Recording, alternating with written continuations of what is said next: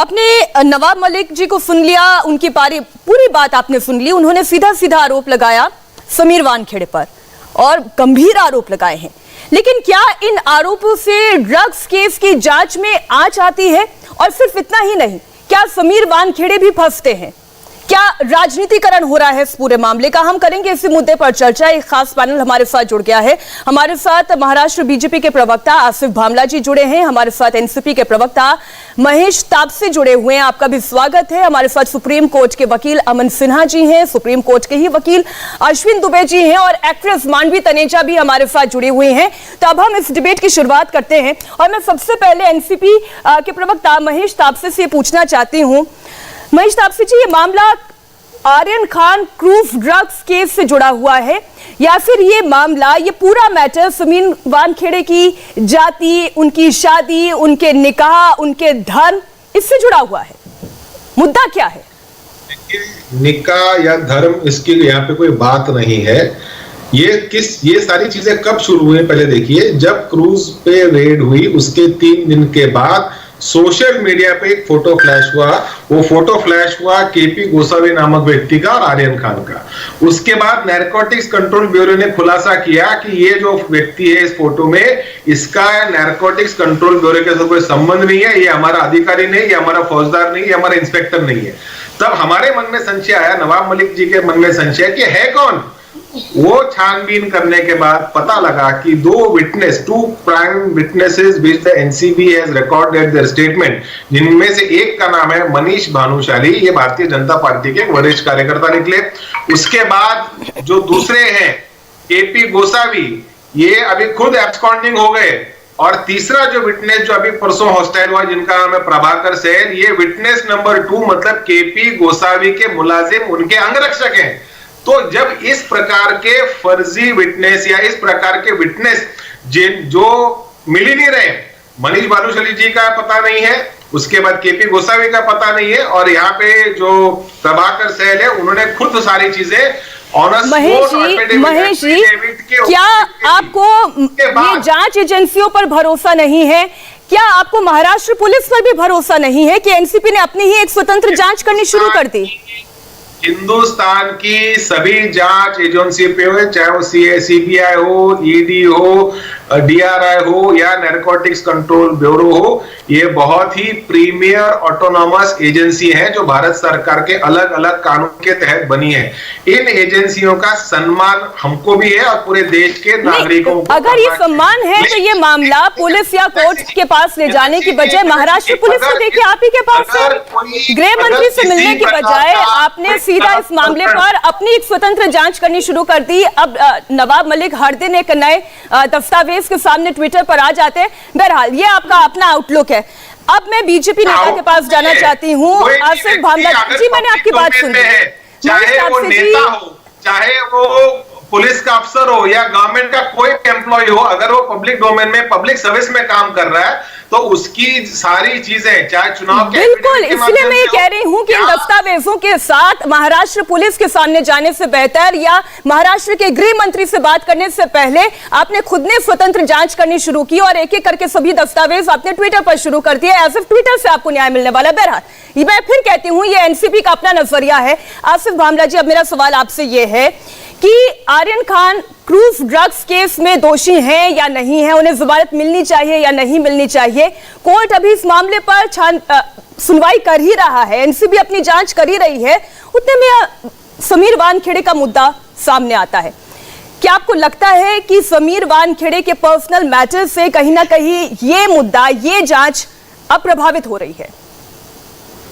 देखिए, किसी भी सरकारी संस्था, चाहे वो केंद्र की हो या राज्य की हो, यदि हम उस पर इस किस्म के सवाल जवाब खड़े करेंगे तो उनकी विश्वसनीयता जो है, उनकी कार्य प्रणाली पर बहुत बड़ा असर पड़ेगा, मैं ये मानता हूं।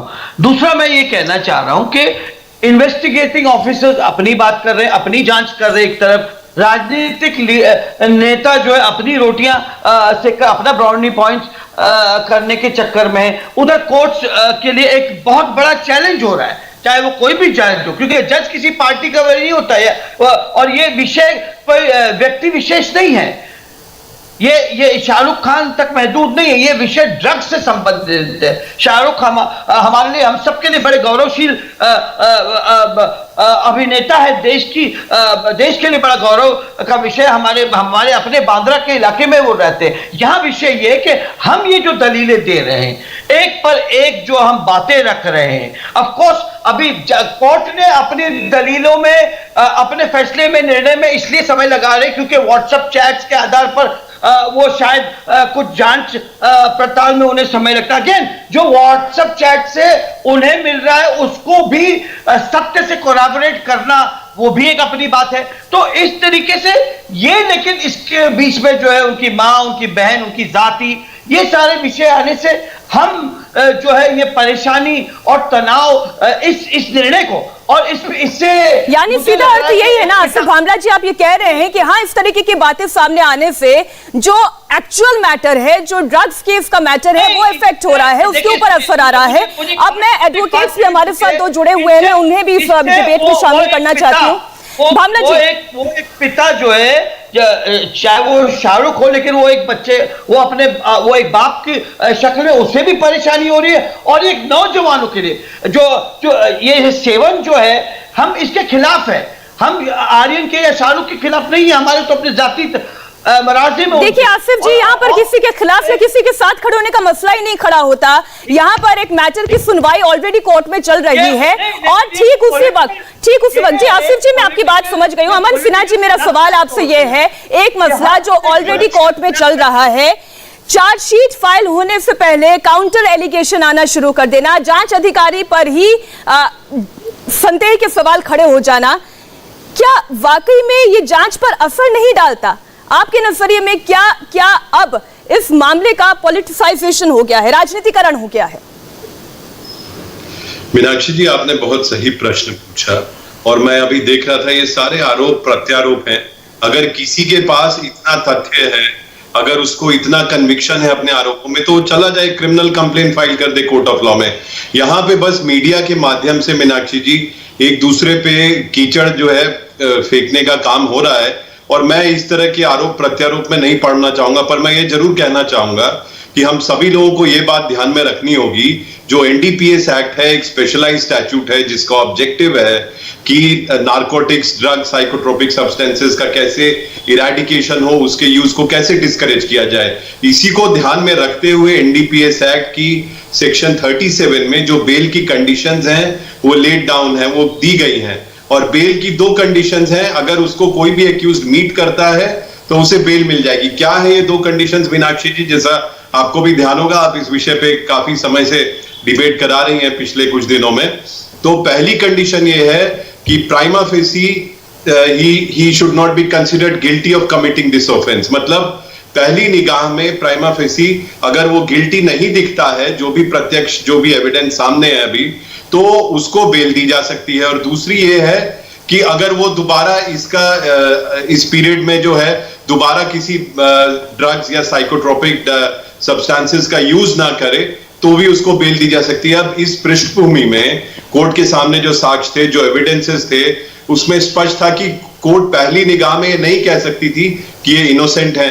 और दूसरी ये बात, क्योंकि स्वयं उनके चैट्स जो भी इमर्ज किए, उससे एक बात स्पष्ट थी कि वो इसका सेवन कर रहे थे, ड्रग्स का जो है ड्रग्स को लिया जा रहा था, जो चैट्स में से इमर्ज कर रहा था। और इसलिए और उन्होंने स्वयं भी नहीं डिनाई किया, जो डिफेंस काउंसिल्स हैं उन्होंने भी इस बात को डिनाई नहीं किया कि पूर्व में उन्होंने ड्रग्स ली है, नहीं ली है। इस तरह का कोई कैटेगोरिकल डिनायल आर्गुमेंट्स में भी नहीं आया। तो इसको ध्यान में रखते हुए कोर्ट, जो सेक्शन 37 एनडीपीएस एक्ट है, उसके तहत कोर्ट इस कंक्लूजन पे पहुंचा कि अभी बेल नहीं दी जा सकती। और उसके साथ जो ये तथ्य है मीनाक्षी जी सामने कि गवाहों को भी इन्फ्लुएंस करने की कोशिश की जा रही है उनके मैनेजर के द्वारा, ये तथ्य सामने आया कि कुछ इंटरैक्शन थे जो बाकी ड्रग डीलर्स हैं उनके साथ, और उनकी निशानदेही पे कुछ ड्रग डीलर्स को पकड़ा भी गया। तो ये जो सारा केस बन रहा था, अभी कोर्ट ने अपने विवेक में, अपने विजडम में ये सोचा कि ये बेल देने का केस नहीं है। और अब हाई कोर्ट सारे जो आर्गुमेंट्स हैं उनको सुन रहा है, और अगर इन्वेस्टिगेशन प्रोग्रेस की है, कुछ नए तथ्य आए होंगे तो हाईकोर्ट उसके मद्देनजर अपना बिल्कुल। और ये जानकारी एक बार फिर हम दर्शकों को दे दें कि आर्यन खान की बेल पर आज सुनवाई पूरी नहीं हो पाई और कल दोपहर 2:30 बजे एक बार फिर से इस मामले पर सुनवाई जब होगी तब जो एनसीबी के वकील हैं उनकी ओर से दलीलें पेश की जाएगी और कल का दिन भी आर्यन खान के लिए बहुत महत्वपूर्ण है। लेकिन इन सबसे इतर अश्विन दुबे जी भी हमारे साथ जुड़े हुए हैं, आप भी सुप्रीम कोर्ट के वकील हैं। 2 केसेस आपके सामने हैं। एक आर्यन खान का केस है जिनके ऊपर अभी सुनवाई चल रही है, कोर्ट में मामला चल रहा है, ना अभी तक उन्हें गिल्टी प्रूफ किया गया है और ना ही अभी तक जमानत मिली है। और वहीं दूसरा केस है समीर वानखेड़े का, ना कोर्ट में गया, ना कोई कानूनी कार्रवाई हुई और इस तरीके से प्रोजेक्ट किया जाने लगा। चाहे मैं कुछ बयान भी आपके सामने पढ़कर सुना सकती हूं। संजय राउत ये कहते हैं, शिवसेना नेता संजय राउत ने कहा देशभक्ति के बहाने वसूली कर रहे हैं कुछ लोग। अब देशभक्ति का मसला और ड्रग्स का मसला कहां से इंटरकनेक्ट होता है? एनसीपी नेता नवाब मलिक जिस तरीके के बयान दे रहे हैं उससे भी यही समझ में आता है। ये डायरेक्ट एलिगेशंस हैं, बिना कोई जांच के सीधा ये तय कर देना कि वो गिल्टी है। सबसे पहले मीनाक्षी जी मैं आपके दूसरे प्रश्न का उत्तर दे देता हूं, जिसमें समीर वानखेड़े के ऊपर सेलेक्टिव आउटरेज, सेलेक्टिव एलिगेशंस, मेलाइस का एलिगेशन, रॉन्गफुल प्रोसिक्यूशन का एलिगेशन और रॉन्गफुल केस बनाने का एलिगेशन चल रहा है। जब कोई एफआईआर रजिस्टर होती है अंडर सेक्शन 154 सीआरपीसी तो इन्वेस्टिगेटर की यह ड्यूटी होती है कि वो उसको लॉजिकल एंड पर लेकर जाए, यानी जिन प्रोविजंस के अंतर्गत एफआईआर दर्ज हुई है उन प्रोविजंस को सब्सटैंशिएट करने के लिए कोर्ट के सामने जुडिशियल रिव्यू के लिए, यह एस्टैब्लिश करने के लिए कि ये ऑफेंसेस के लिए प्राइमा फेसी एविडेंस जो है वो इन्वेस्टिगेटिंग एजेंसी के पास है, वो एजेंसी एविडेंसेस को गैदर करती है। अब यहां यह देखना होगा कि जो एफआईआर दर्ज हुई है वो 8C raid with section 20B of NDPS act, 27 consumption, 28 attempt to commit offence, 29 abetment और कॉन्स्पिरेसी और 35 presumption of culpable mental state इसके तहत हुई। इन्वेस्टिगेशन चलती है एक कोर्ट जो स्पेशल कोर्ट स्पेशल स्टैच्यूट के तहत एनडीपीएस स्पेशल स्टैच्यूट है उसको डील करने के लिए स्पेशल कोर्ट बनी, उसने अपनी फाइंडिंग के साथ उस बिल को रिजेक्ट कर दे। इन द मीन टाइम एक परपोर्टेड डॉक्यूमेंट लेकर के एक मैन्युफैक्चर्ड डिजाइन जिसकी वेरासिटी अभी भी कोर्ट में कुछ भी उस पर आया नहीं, कोर्ट ने उसको ना डिस्कार्ड किया, ना एडमिट किया, ना उस पर अपनी कोई फाइंडिंग दी, उसको लेकर के उसका प्लेस था या तो इन्वेस्टिगेटिंग एजेंसी के सामने लेकर के जाते कि देखिए मैं वहां मौजूद था, मैं इसमें पंच विटनेस में था या मैंने वहां सब कुछ देखा और ये डॉक्यूमेंट है, एक्चुअल में वहां पर ये कुछ भी नहीं हुआ और कुछ भी नहीं मिला, सीजर नहीं हुआ, या वो उसको लेकर के जाते और कोर्ट के सामने देते। तीसरा, उसके जाने से पहले डेलिबरेटली वो डॉक्यूमेंट लेकर के चले जाते हैं मीडिया के सामने और पब्लिक में चले जाते हैं। चौथा, इन द मीन टाइम एक मिनिस्टर का, जो मिनिस्टर जिसकी रिस्पॉन्सिबिलिटी बनती है, जिसने ओथ लिया है कि वो लॉ एंड ऑर्डर को एनफोर्स करने के लिए, वो लॉ एंड ऑर्डर को रेस्टोर करने के लिए और जो गिल्टी हैं, जो कल्प्रिट्स हैं, उनको उनके अंजाम तक पहुंचाने के लिए वो सारे उपचार करेगा। वो इन्वेस्टिगेटिंग एजेंसी का जो इन्वेस्टिगेटर उसके ऊपर आरोप लगाने लगते हैं। और आरोप क्या? निजता का हनन। सुप्रीम कोर्ट ने 9 जजेस बेंच ने कुत्तुस्वामी के केस में कहा कि right to privacy fundamental right है, लेकिन फिर भी कौन सी पिक्चर्स लेकर आ रहे हैं? निकाह की पिक्चर्स। कौन सी पिक्चर्स? रिलीजन से संबंधित पिक्चर। कौन सी पिक्चर? इतना नहीं बना तो 18 करोड़ रुपए के एलिज एक्सटॉर्शन की बात करके, और उतना भी नहीं बना तो एक कंप्लेंट उसके जो एनसीबी है, एनसीबी के सामने कंप्लेंट फाइल करो जिसमें इंटर से इंक्वायरी शुरू हुई। जो होती है कंप्लेंट कहीं फाइल होगी तो निश्चित तौर पर होगी। यानी इसका जो नवाब मलिक के लिए अमित मालविया ने यह कहा कि नवाब मलिक एनसीबी और समीर वानखेड़े को स्पेशली इसलिए टारगेट कर रहे हैं क्योंकि उनके दामाद समीर खान को ड्रग्स के मामले में गिरफ्तार किया गया था, जिसमें 9 महीने की जेल के बाद उन्हें रिहा किया गया। क्या नवाब मलिक अपने सिस्टम का इस्तेमाल करते हुए इसको सेटल करने की कोशिश करें? इस पर मैं तापसे जी से जवाब लूंगी, लेकिन उससे पहले मानवी तनेजा, हम क्योंकि बात कर रहे हैं आर्यन खान की भी, क्या आपको यह लगता है कि क्योंकि वो एक सेलिब्रिटी के बेटे हैं, हाई प्रोफाइल सोसाइटी से आते हैं और इसका खामियाजा उन्हें भुगतना पड़ रहा है? देखिए, मैं बिल्कुल सही, आपने सही कहा कि एक सेलिब्रिटी के बेटे हैं, वो शाहरुख खान के बेटे हैं, इसी वजह से इतना ज्यादा केस को हाईलाइट किया है मीडिया में। अगर कहीं और ड्रग्स पकड़े जाते, और मैं ये बोलना चाहती हूँ ड्रग्स कहाँ नहीं है, ड्रग्स स्टूडेंट्स भी कंज्यूम करते हैं, ड्रग्स डॉक्टर्स भी कंज्यूम करते हैं, हर जगह ड्रग्स है, कॉर्पोरेट में भी ड्रग्स है, बट सिर्फ शाहरुख खान के बेटे हैं और वो बॉलीवुड से हैं, इसीलिए ये ज्यादा हाईलाइट हो रहा है केस। दूसरा मैं ये कहना चाहती हूँ कि हर चीज का दो पहलू होते हैं, एक सही होता है और एक गलत होता है। ये आपकी मानसिकता है कि आप उसको कैसे लें और जनता उसको कैसे ले। सिमिलरली यहाँ पे भी जो ये विटनेस है, विटनेस ने जैसे ये चीजें प्रस्तुत करी है, जो इसने विटनेस ने बताया है, ये जितने एलिगेशन लगाए, 18 से 20 एलिगेशन लगाए, अगर आप इसको किसी किताब से भी कंपेयर करते हैं तो किताबों में भी जो लिखा जाता है, जरूरी नहीं है कि जो भी चीज किताबों में लिखी जाती है वो सही है, और ये भी जरूरी नहीं है कि जो किताबों में चीजें लिखी जाती है तो गलत है। तो आपको इस चीज को ये देखना है कि जो एलिगेशन लगे हैं वो किस मतलब आप बेसिस ये पे कह लगे रही हैं हैं। कि किरण गोस्वामी गलत भी कह सकते हैं और सही भी कह सकते हैं, आप ये कहना चाह रही हैं?